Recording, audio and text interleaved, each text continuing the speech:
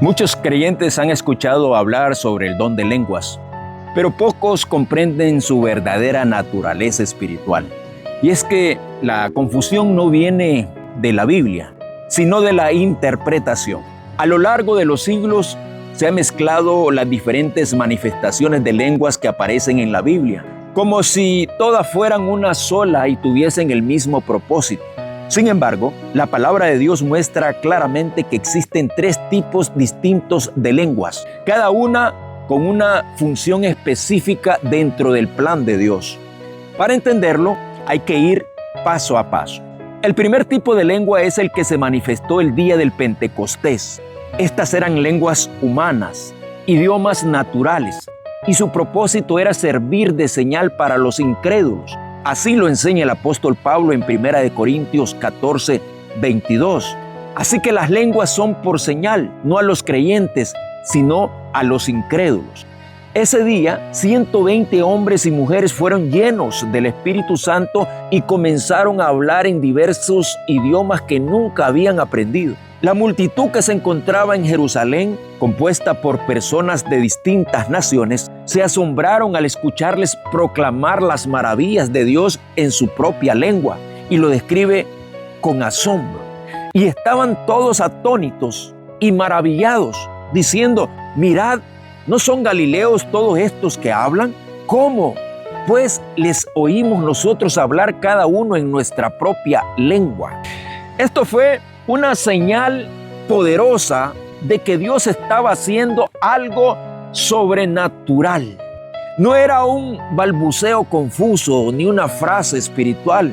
Era una manifestación del poder del Espíritu Santo para demostrar que el mensaje de salvación era para todas las naciones. Así que este primer tipo de lenguas tiene un propósito evangelístico.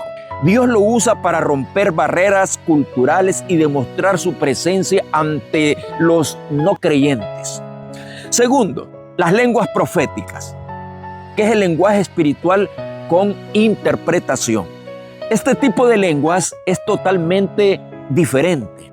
No son idiomas humanos, sino lenguajes espirituales. Son expresiones sobrenaturales que el Espíritu Santo activa en ciertos momentos para traer palabra profética que edifican, exhortan o consuelan a la iglesia. Este tipo de lengua requiere interpretación, ya que no es comprensible para el oído humano.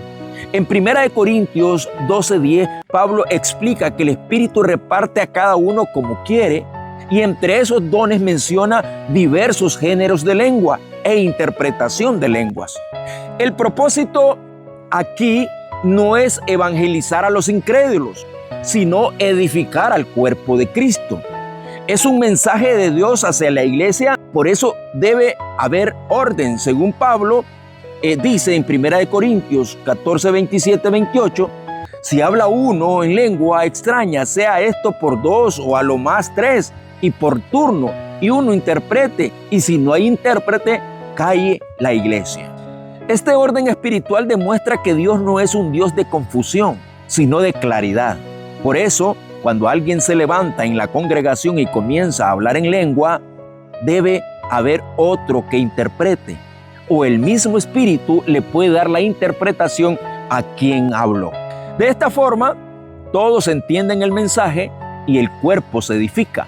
Estas son lenguas proféticas, lenguas divinas, lenguas espirituales y cargadas de revelación para la iglesia. Tercero, lenguas de oración, que es la comunicación directa con Dios. Este tipo de lenguas es quizás el más íntimo y también el más necesario para la vida del creyente. Son las palabras o lenguas de oración personal, el lenguaje del Espíritu en nuestra comunión con Dios. Estas no son para los hombres, ni requieren interpretación, porque no son palabras dirigidas a la congregación, sino una conversación entre tu espíritu y Dios. Pablo explica claramente en 1 Corintios 14:2, porque el que habla en lenguas no habla a los hombres, sino a Dios, pues nadie le entiende, aunque por el Espíritu habla misterios. Qué poderosa revelación cuando hablas en lenguas en tu tiempo de oración. No estás pronunciando palabras al vacío, estás expresando misterios del cielo. El Espíritu Santo dentro de ti está intercediendo conforme a la perfecta voluntad de Dios, incluso por cosas que tú ni siquiera sabes que necesitas. Romanos 8, 26 al 27 lo confirma con mucha claridad. Y de igual manera el Espíritu nos ayuda en nuestra debilidad. Pues ¿qué hemos de pedir como conviene? No lo sabemos. Pero el Espíritu mismo es el que intercede por nosotros con gemidos indecibles. Mas el que escudriña los corazones, sobre el cual es la intención del Espíritu, porque conforme a la voluntad de Dios intercede por los santos. Cuando oras en lenguas, tu espíritu ora aunque tu mente no entienda. No se trata de lógica ni conocimiento natural, sino de comunión espiritual. Por eso Pablo decía, si yo oro en lengua desconocida, mi espíritu ora, pero mi entendimiento queda sin fruto. 1 Corintios 14, 14.